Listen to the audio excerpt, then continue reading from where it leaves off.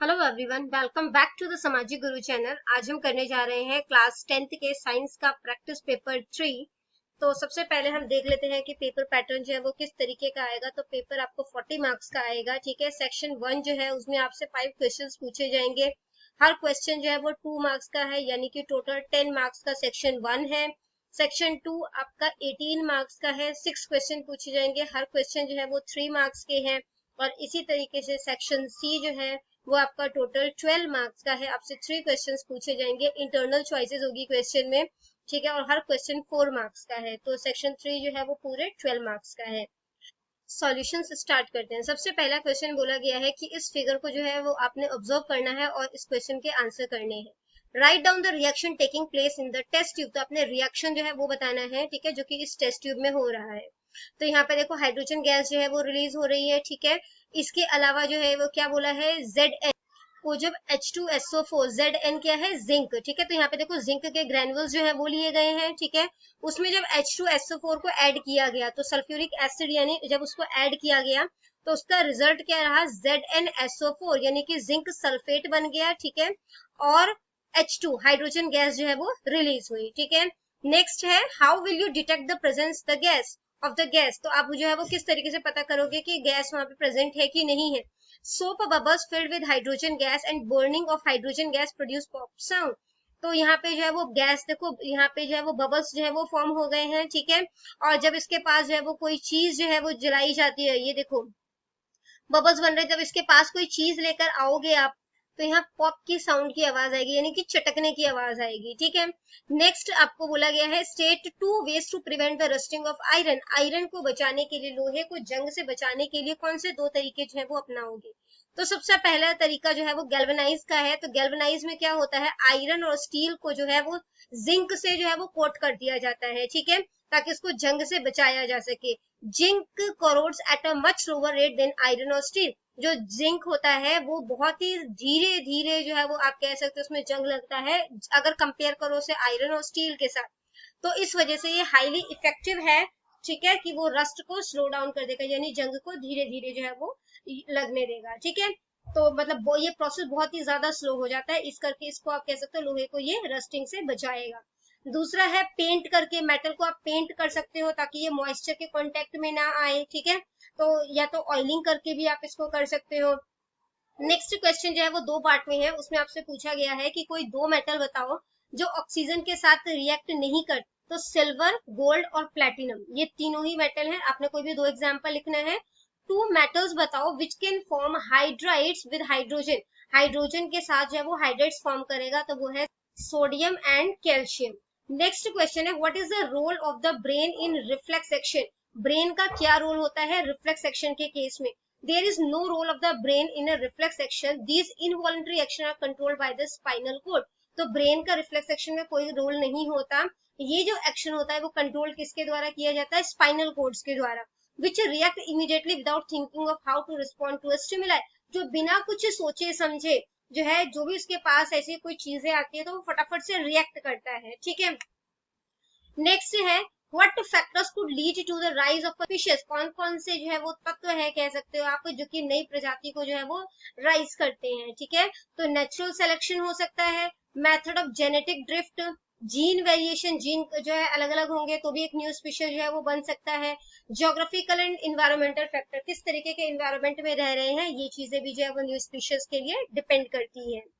Section B जो है वो स्टार्ट कर लेते हैं। सबसे पहला क्वेश्चन आपसे पूछा गया है कि what will happen if a solution of sodium hydrocarbonate is heated, give the equation of the reaction involve. तो इसमें अगर सोडियम हाइड्रोकार्बोनेट को जो है अगर गर्म कर दिया जाए, ठीक है, तो कौन सा रिएक्शन जो है वो इन्वॉल्व होगा वो आपने बताना है और उस सॉल्यूशन का क्या होगा।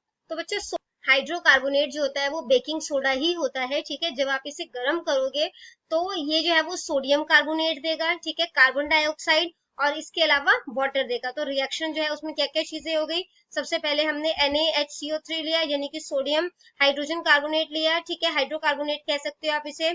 इसके बाद जो है इसको जो है वो आप रिएक्ट जब इसको किया तो हमें क्या मिला, सोडियम कार्बोनेट, कार्बन डाइऑक्साइड और वाटर।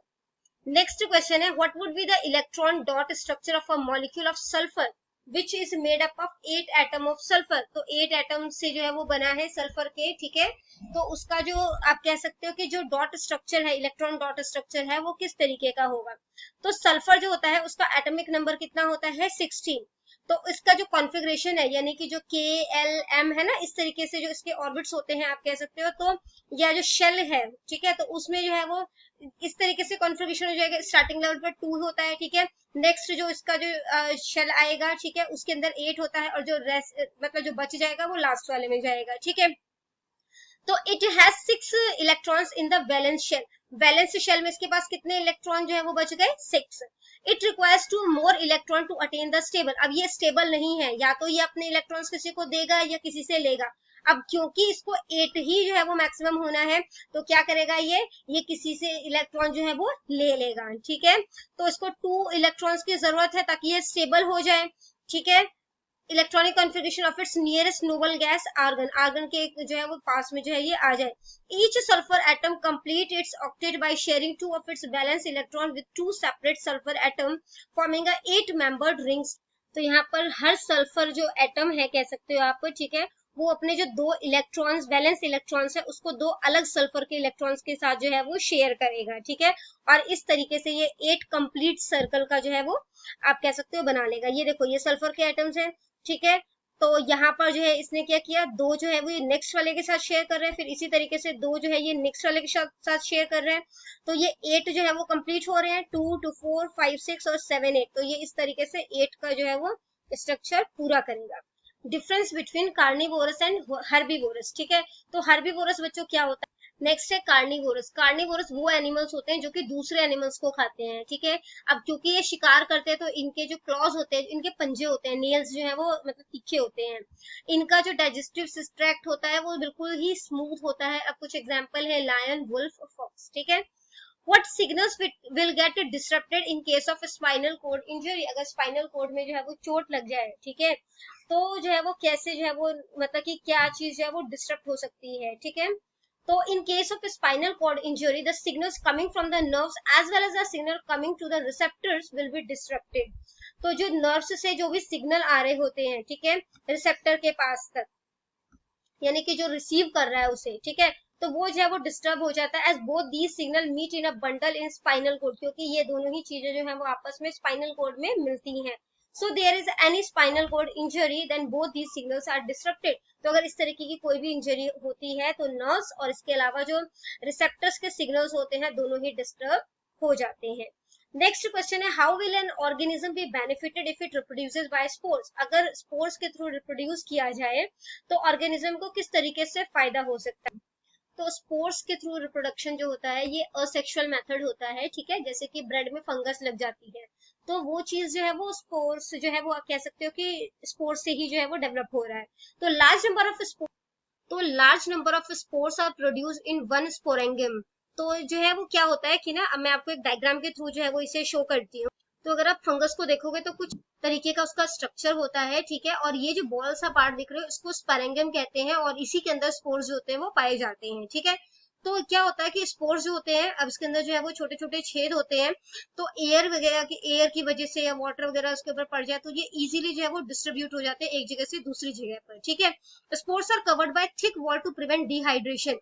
इसके जो स्पोर्स होते हैं वो एक मोटी सी दीवार से आप कह सकते हो मोटी सी परत से कवर होते हैं ताकि इसे नमी से बचाया जा सके, ठीक है, अंडर अनफेवरेबल कंडीशन की, जहां पर उसको इस तरीके का एनवायरनमेंट ना मिले, ठीक है। तो उस कंडीशन में जो है ये मतलब कि कह सकते हो कि डिहाइड्रेशन से बचा रहे, मतलब कि सूख ना जाए। अगर आपको हमारी वीडियोस पसंद आती है, हमारी वीडियोस आपके लिए किसी भी तरीके से हेल्पफुल है तो हमारे चैनल को अभी सब्सक्राइब कीजिए। क्वेश्चन आपसे पूछा गया है कि how do Mendel's experiment prove that, यहाँ पे ट्रेड्स आएगा, ठीक है। ट्रेड्स आर इनहेरिटेड इंडिपेंडेंटली, यानी कि जो इनके लक्षण है वो जो है वो इंडिपेंडेंटली जो है वो कह सकते हो होते हैं, ठीक है। तो इस एक्सपेरिमेंट को करने के लिए मेंडल जो है उन्होंने क्या किया, 2 मटर के पौधे लिए, ठीक है, और उनको जो है वो क्रॉस ब्रीड करवाया है, ठीक है। He selected a dominant plant with round and yellow seeds. तो उन्होंने जो डोमिनेंट प्लांट लिया, ठीक है, यानी जिसके कैरेक्टरिस्टिक ज्यादा दिखेंगे वो राउंड और येलो वाले थे, और जो रिसेसिव प्लांट था उसके जो सीड्स थे वो रिंकल्ड और ग्रीन थे, ठीक है। तो जब F1 जनरेशन यानी जो स्टार्टिंग जनरेशन जब इनकी आई, तो आप कह सकते हो जो इनके सीड्स थे उसमें दोनों के ही लक्षण देखने को मिले, ठीक है। जो सीड्स थे वो राउंड और येलो थे, ठीक है। जब इन दोनों का आप कह सकते हैं क्रॉस ब्रीड जो है वो किया गया था, तो उसके सीड्स क्योंकि डोमिनेंट प्लांट के वो आएंगे, ठीक है, तो राउंड और येलो थे। जब इन F1 जनरेशन को आपस में फिर उसके सीड्स को जब ब्रीड किया गया, तो F2 जनरेशन में आप कह सकते हो कि दोनों के कैरेक्टरिस्टिक्स आए, तो अब वहां पर जो है वो राउंड येलो सीड्स भी आए, ठीक है, जो कि नंबर्स में 9 थे। राउंड ग्रीन कलर के सीड्स आए जो कि 3 थे, ठीक है। रिंकल्ड येलो भी आए जो कि कितने थे, 3 थे। और रिंकल्ड ग्रीन भी आए, ठीक है, जो कि जो है वो रेशो में 1 थे। और इसी को जो है मेंडल्स का डी हाइब्रिड फेनोटाइपिक रेशियो जो है वो भी कहा जाता है। सेक्शन सी जो है उसको स्टार्ट कर लेते हैं। इस क्वेश्चन में बोला गया है कि न्यूट्रिशन क्या है और अलग अलग तरीके के न्यूट्रिशन जो है वो कौन से मतलब कौन सी कैटेगरी में आप न्यूट्रिशन को जो है वो डिवाइड कर सकते हो। तो न्यूट्रिशन जो है ऐसी कोई भी खाने की चीजों को बोल सकते हैं जिसको कि जब हम जो है वो मतलब कंज्यूम करते हैं, तो हमारी बॉडी जो है वो अलग अलग तरीके के काम को करने के काबिल बनती है। जितने भी लिविंग ऑर्गेनिज्म होते हैं सबको अपनी बॉडी के लिए न्यूट्रिशन की जरूरत होती है, ठीक है। And energy to operate the metabolic reaction that sustain life, और जो मेटाबॉलिक रिएक्शन है उसको भी जो है वो किया जाता है ताकि लाइफ जो है वो चलती रहे। तो दो तरीके के जो न्यूट्रिशन है वो है ऑटोट्रॉपिक और हीट्रोट्रॉपिक, ठीक है। ऑटो का मतलब होता है सेल्फ, ट्रॉपिक का मतलब न्यूट्रिशन, तो जो खुद को न्यूट्रिशन दे तो उसको ऑटोट्रॉपिक बोलोगे, जैसे कि प्लांट्स हो गए। हीट्रो का मतलब होता है अदर, ठीक है, और ट्रॉपिक का मतलब न्यूट्रिशन, तो ये दूसरों के ऊपर डिपेंडेंट होते हैं अपने न्यूट्रिशन के लिए, तो इनको जो है वो हीट्रोट्रॉपिक न्यूट्रिशन बोलोगे, ठीक है। जैसे कि एनिमल्स हो गए, फंगी हो गए या बैक्टीरिया हो गए, तो ये सब जो है वो हीट्रोट्रॉपिक न्यूट्रिशन जो है वो मतलब हीट्रोट्रॉपिक का पार्ट है ये, ठीक है। तो नेक्स्ट क्वेश्चन है what criteria do we use to decide whether something is alive. तो कौन कौन से आप कह सकते हो क्राइटेरिया है जो ये डिसाइड करेंगे कि कोई चीज जिंदा है या नहीं, ठीक है। तो वो अगर लिविंग थिंग जो है वो ग्रो होनी चाहिए, ठीक है। अब देखो लिविंग थिंग ही जो है वो जिंदा हो सकती है ना, तो हमने लिविंग थिंग यहाँ पर लिखा है कि लिविंग थिंग ग्रो हो, मूव कर रहा है, रिप्रोड्यूस कर रहा है, या तो सेक्सुअली कर रहा है या फिर असेक्सुअली कर रहा है, ठीक है। इसके अलावा जो लाइफ के बेसिक लाइफ प्रोसेस होता है जिंदा रहने के लिए, जैसे खाना का पचना, एक्सक्रीशन, ठीक है, जो मतलब कि वॉशरूम वगैरह जाते हो है ना, तो वो सारी चीजें, पसीना आना, ठीक है। इसके अलावा जो रेस्पिरेशन है, रेस्पिरेशन यानी कि जो ऑक्सीजन का इनहेलेशन है, ऑक्सीजन आप अंदर लेते हो और कार्बन डाइऑक्साइड जो है वो बाहर निकालते हो, तो ये सारे काम अगर हो रहे हैं। इसके अलावा all living thing respond to external stimuli, यानी कि जितने भी लिविंग थिंग्स होते हैं वो सभी एक्सटर्नल स्टिमुलाई के प्रति रिएक्ट करते हैं। जैसे आपके पास अगर आग लेके आएंगे है ना, या आपके हाथ के पास आग लेके आएंगे तो आपका हाथ अपने आप पीछे हो जाएगा, तो वो रिस्पॉन्ड हो रहा है, ठीक है, स्टिमुलाई से। All living thing maintain a stable internal environment, जितने भी आप कह सकते हो लिविंग बीइंग्स होते हैं वो सब जो है वो अपने अंदर का एक स्टेबल इंटरनल इन्वायरमेंट जो है वो बनाकर रखते हैं। नेक्स्ट क्वेश्चन है what is the importance of DNA कॉपिंग in reproduction. DNA कॉपिंग जो है उसका क्या अहमियत है रिप्रोडक्शन में। It keeps the characteristics of the parent species, तो इससे क्या होता है जो उनके आने वाले बच्चे होते हैं उनमें पेरेंट्स के कैरेक्टरिस्टिक्स आते हैं, उनके लक्षण आते हैं। The characteristics and features are transfer to their upcoming generation, और फिर उनसे जो है ये उनके आगे आने वाली जनरेशन में यही चीजें जो है वो ट्रांसफर हो जाती है। It's also help in to make some variation which is very important for specific species to continue their generation in drastic change climate also। तो अगर क्लाइमेट में बहुत ज्यादा भी बदलाव आ जाता है तो इस डीएनए की वजह से जो है वो वहां पे अपने आप को आप कह सकते हो कि सरवाइव कर पाते हैं, ठीक है। तो नेक्स्ट क्वेश्चन है आपका how does binary fission differ from multiple fission. Binary fission जो है वो मल्टीपल फिजन से किस तरीके से डिफरेंट है। तो जो बाइनरी फिजन है और मल्टीपल फिजन है दोनों ही जो है वो असेक्सुअल रिप्रोडक्शन है, ठीक है, और इनके लिए सिर्फ सिंगल पेरेंट की या वन पेरेंट की जो है वो जरूरत होती है, ठीक है। जो बाइनरी फिजन है उसमें क्या होता है एक आप कह सकते हो जो पेरेंट सेल उसमें डीएनए का डुप्लीकेट हो गया, ठीक है, तो वहां पर जो है वो न्यूक्लियस का डिवीजन भी हो जाता है। इसके बाद जो है यहाँ पर टू डॉटर सेल्स जो है वो उससे ये दोनों जो है वो सेपरेट हो जाएंगे न्यूक्लियस के साथ अपने अपने, तो दो डॉटर सेल जो है वो यहाँ पर बन जाएगा। तो बाइनरी फिजन जो है उसमें टू डॉटर सेल्स जो है वो बनेंगे, ठीक है, पेरेंट सेल जो है उसको स्प्लिट करते हुए, उसको तोड़ते हुए, ठीक है। ये सिर्फ फेवरेबल कंडीशन में ही हो सकता है, ये सिर्फ एक बार डिवाइड होता है। Both the nucleus and the cytoplasm, देखो यहाँ पर जो न्यूक्लियस है उसके साथ साथ जो साइटोप्लाज्म है वो दोनों ही डिवाइड होते हैं जैसे अमीबा और बैक्टीरिया में। अब हम बात करते हैं मल्टीपल फिजन की। तो मल्टीपल फिजन क्या है, इसमें एक पेरेंट सेल होता है, ठीक है, जैसे ये उसका पेरेंट सेल है। तो यहाँ पर क्या होता है, मल्टीपल फिजन में एक पेरेंट सेल है, ठीक है, उसके बीच में जो है वो न्यूक्लियस होता है, ठीक है।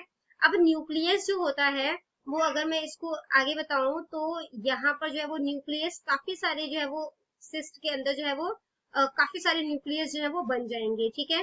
तो यहाँ पे काफी सारे जो है वो न्यूक्लियस बन गए। एक स्टेज आएगी जब ये जो सिस्ट है ये फट जाएगा, ठीक है, और जितने भी इसके जो डॉटर सेल्स हैं वो सारे जो है वो रिलीज हो जाएंगे। ये इस तरीके से जो है वो रिप्रोडक्शन जो है वो करते हैं, ठीक है। तो यहाँ पर क्या है, many daughter cells are formed, काफी सारे जो है वो डॉटर सेल्स जो है वो बनते हैं, splitting from the splitting of the parent cell और न्यूक्लियस। तो न्यूक्लियस को स्प्लिट करते हुए काफी सारे जो है वो सेल बनते हैं। ये फेवरेबल कंडीशन में होता है बाइनरी फिजन, और ये मल्टीपल फिजन जो होता है वो अनफेवरेबल कंडीशन में होता है। अब याद कैसे रखोगे, बाई का मतलब होता है टू, तो जहां पर टू डॉटर सेल्स में कन्वर्ट हो रहा है तो वो बाइनरी फिजन है। मल्टीपल, जहाँ पे काफी सारे जो है वो डॉटर सेल्स बन रहे हैं वो मल्टीपल फिजन है, ठीक है। ये फेवरेबल कंडीशन में होगा, ये अनफेवरेबल कंडीशन में होता है। यहाँ पर सिर्फ एक बार ही ये डिवाइड हो रहा है, फिर ये पेरेंट सेल बनेगा तो फिर ये आगे जाके फिर दो ही सेल में ही डिवाइड होगा, ठीक है। जबकि ये रिपीटेडली डिवाइड हो रहे हैं, यहाँ पर काफी सारे न्यूक्लियस जो बनते जा रहे हैं, ठीक है। Both the nucleus and cytoplasm divide simultaneously, तो यहाँ पर जो है वो न्यूक्लियस और साथ साथ में जो उसका साइटोप्लाज्म है दोनों डिवाइड होता है। जबकि यहाँ पर जो है वो क्या है, फर्स्ट द न्यूक्लियस डिवाइड, सबसे पहले जो है वो न्यूक्लियस डिवाइड हो रहा है and is surrounded by cytoplasm, तो साइटोप्लाज्म से अभी भी जो है ये घिरा हुआ है, ठीक है। तो कुछ एग्जांपल है इसके, प्लाज्मोडियम और एल्गेई।